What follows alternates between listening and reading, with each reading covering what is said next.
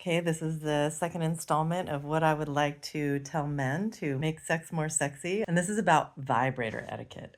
So, vibrators are a man's best friend, a woman's best friend, a they person's best friend because they really help with orgasms. Like, you don't have to wash your clothes on like a washing board anymore.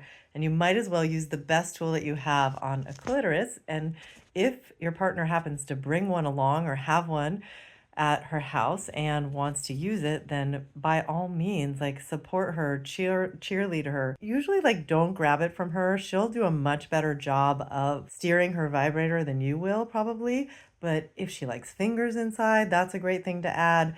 Biting on nipples, even like kissing around the pussy while she's using her vibrator is really, really hot.